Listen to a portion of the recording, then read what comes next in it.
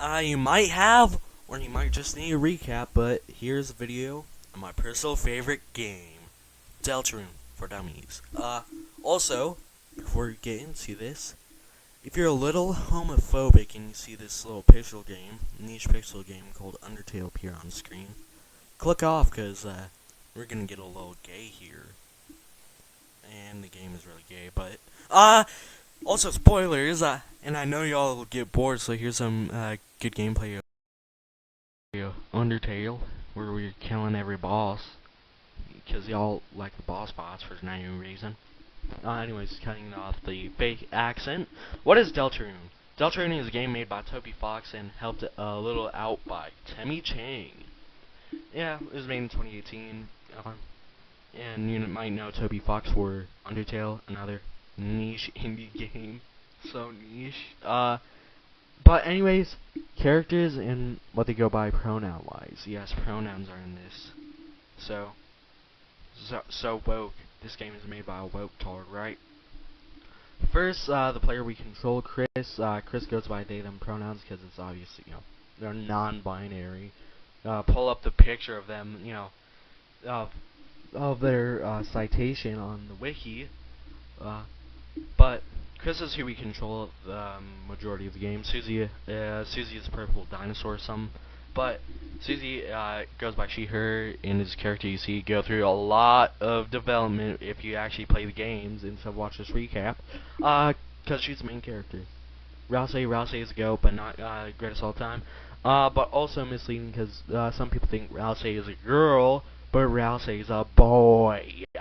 If you read the dialogue, Toothpaste Boy, it always say he or him. He, him. That's his fucking pronouns. Oh, so scary. You have to use correct pronouns. Oh. Yeah. I'm just saying people get, first time players getting confused without, getting understanding because the art of the character and because of the sprite. Well, sprites, actually. Noelle Holiday. Noelle is a reindeer girl and goes by she, her, obviously, because I just said girl, dumbasses. I'm sorry if I was mean. Big plot point. Yeah. And, she's also a walking pink triangle, if you know the terminology here. Birdly. Birdly is a blue bird who likes to eat cheese curds from Molly and Dolly Parton's Excuse the Rhymes, but Birdly is a nerd who gets blue balled by the characters. Those are characters that you need to know for now, but I'll explain characters a little briefly when introduced, but no, blah blah blah, you get the point. Let's get into Chapter 1. It follows as you make a vessel for their soul. You get woken up by Toriel, Chris's mom, a little bit of plot point, but not too big that she need to get mentioned. In game, Chris goes up, to their school, where they're late. They don't have a partner to pick until badass Susie walks in, aura farming. She has green aura, and because she stinks, she got swamp ass or something. The teacher finds out she needs chalk, and sends Susie out to get some chalk. Chris has to look out at Susie because she's badass or whatever. Chris gets threatened, but we still go to the closet, but not to hide our gayness. We're openly gay on this channel, and openly gay. Alright. We fall to a dark world, and dark world is a place darker than dark. We try to find Susie, but we get chased by, Lancer. We meet, but we do fall down. We meet, Rouse. Rouse explains, the prophecy of the three warriors. Darkner, a human, and a monster try to stop the roaring from happening. The roaring is, where the dark world takes over, and that's very bad. Then it's interrupted by Lancer, who tries to thrash us, but we win. Susie walks off, then, Chris Rouse, tries to get her, but, she joins, Lance for a good, 20 minutes, and, joins back. Then Lancer joins, but when we get to the castle, that's when Lancer becomes a hard ass, leaves us behind. Then we get captured by the guards. And we're in jail. Susie Susie finds out a puzzle. Then we're out, but Susie tries to kill Lancer, but she doesn't have the guts because she's a gutless noob and can't man up and grab her balls or something. But we go through the castle. We find a little gent named Jebel who's a secret boss, but I'm not doing every secret boss because you should just watch it to get the lore on them, because it's harder to explain secret bosses. But we win. We kill him or pass. Well, any of that. But we fight the Big Cheese, the king, and he loses to Lancer, his son. Rousey takes the hat off, reveals he's a little cuter. Then we go to Fountain Seal it. We go back. Chris rips out his heart, or us. We find out we are just the soul controlling Chris, which we should have gotten from the start, honestly. But chapter 1 ends with Chris pulling out a knife and then going somewhere. Overall, it has interesting stuff if you actually play the game, but it's boring summary because I'm boring and I like to cock block. No, not cock block. I'm bad explanation, haha. But chapter 2 is around the corner. Let's get into it. Now, chapter 2 is where it gets way more interesting. In chapter 2, we go to the Dark World, but before we go in, Noelle, gives Susie the box of chalk, but it's like a heart-shaped box, so it's kind of like confessing a crush, but not too much. But Susie gives it to Chris. We go in the Dark World and meet Rousey. Then Rousey wants us to go study. Did I mention we have to do a project? Chris and Susie, we go back to the Light World. Then we, have to meet up with Noelle and Birdley because they want us, study with them. But we go down to the Dark World. Ooh, spooky, very spooky. But it's stopped when we meet Noelle. She gets captured. We have to go through antics with the Queen. Then we fight Birdley on a cart. But this is where the videos have to kind of split chapters, because I'm doing the weird route later on after the normal route, because I'm sticking in the normal route for this. But go to any of the timelines that I put up on the screen. Yeah, but we go in, we find Noelle, we do just our regular stuff like puzzles that kind of suck. I'm sorry, but they do. But Noelle puts a box on her head, disguised from the Queen. We ride the Queen's chariot, but after Birdley's other fight, Queen takes Noelle. And we get jailed by the Queen, but we have Lancer in our pocket to save us. That's why Lancer is pretty good at certain points. But Mr. Birdley explains his backstory and tries to make a 1% shot with Susie like he's Stephen Curry, which he should be. It's a dream, like he says. But we fight the Queen and try to free Birdley because he got on this hentai wire or something like that. And we fight Giantess Queen after that. Do not Google Giantess on public Wi-Fi. You should do it on school Wi-Fi. But we seal up that fountain. Susie stays at Chris's house. Chris opens up another dark fountain. Chapter 2 ends. Yeah. Now, that's a little crazy, Chapter 3 is shorter, don't worry. And a very slight, breath of air.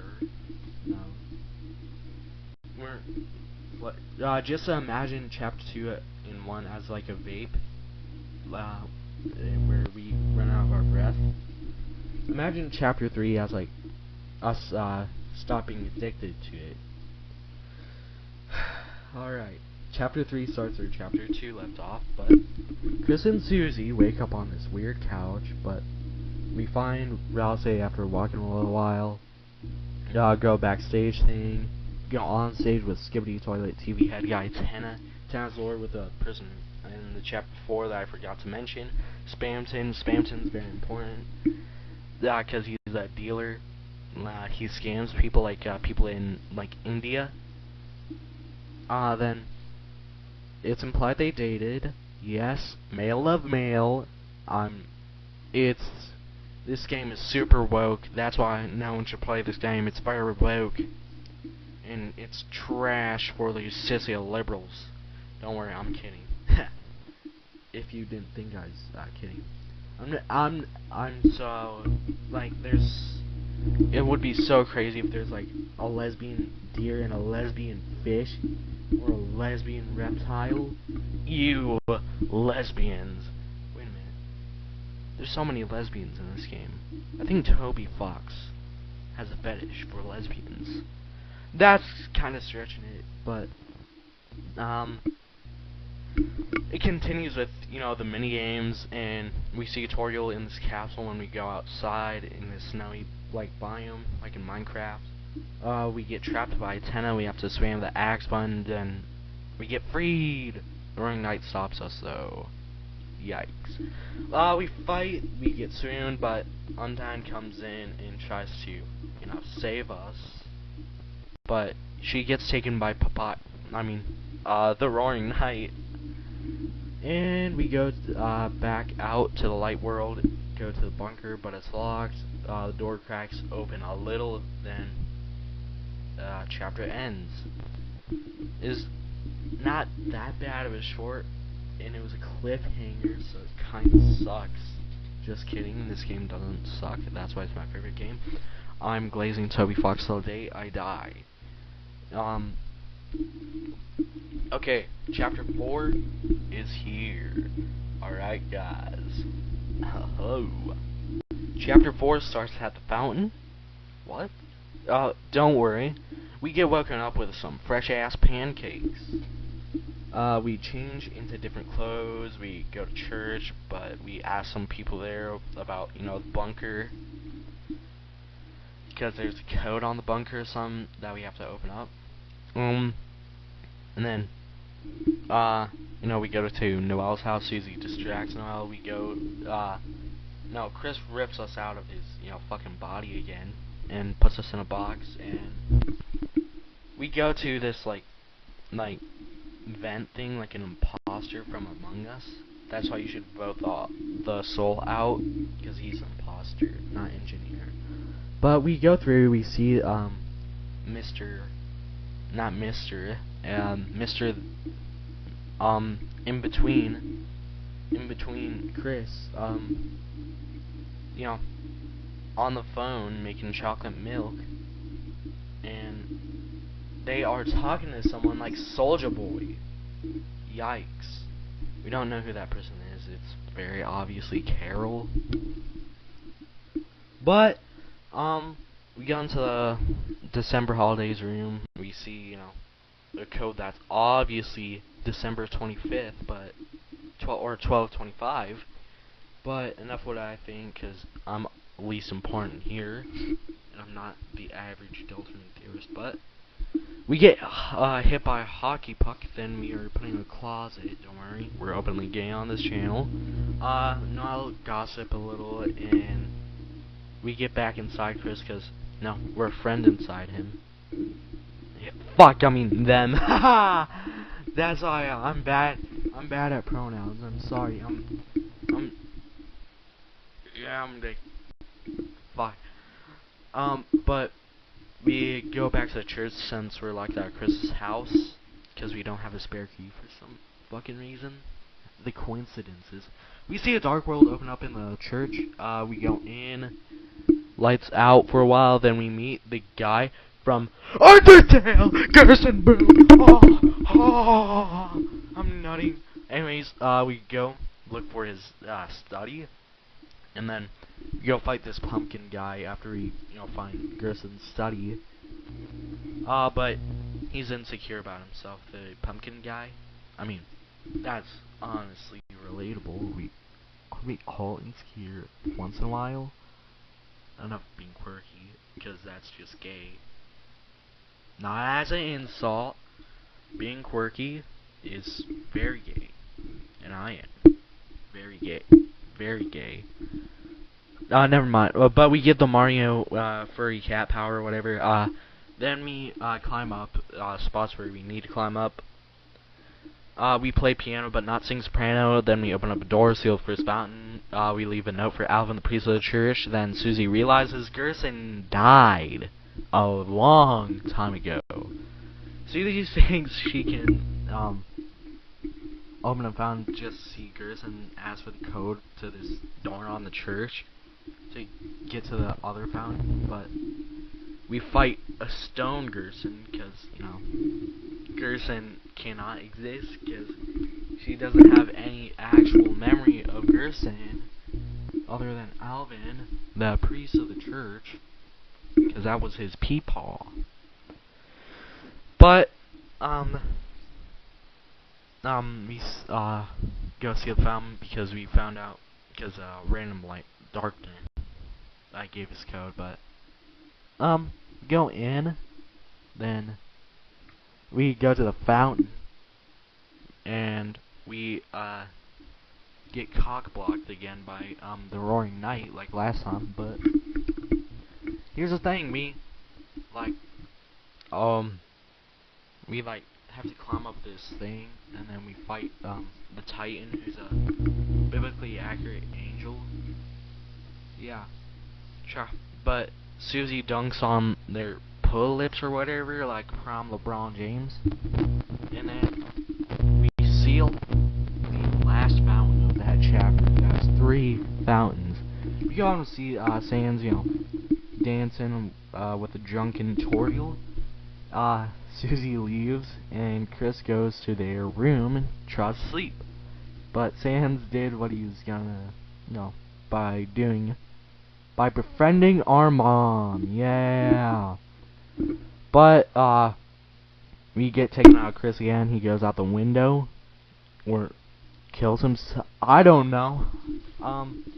That's on chapter 1 through 4, normal route. Yay, you made it out from the normal route. But we're taking a strange path here. You can probably call it a weird route. So instead of doing everything regular in chapter 2, we freeze every enemy with Noel's special ability. Then we manipulate Noel into, killing a dealer like Crime King Vaughn to get a freeze ring. Then we get a thorn ring for killing everyone in the dark world, every enemy. Then Burley comes in, tries to save the day like the Redditor he is. M'lady, let me save you. But we freeze our goat Burley. But we go through the castle because Noelle runs away, tries to pretend she didn't freeze her friend. We go through the castle normally, then by the end of the chapter we skip Queen, we fight Spamton. Yay. But Spamton gets frozen. Then we wake up, see Burley survived. That's why he's my goat. Then the chapter ends normally. Chapter 3 might not seem important, but you have to do the sword route by doing a COD Zombies-esque Easter egg to glitch the game out, get a sword, and has some foreshadowing of some things that might not happen because I'm not may or may not happen. I'm not a theory channel because I'm not trying to go through the average Deltarune theorist thing, Chris Goon's theory, or Desk Groomer theory, any of those outrageous theories. After we go on normally, the chapter ends.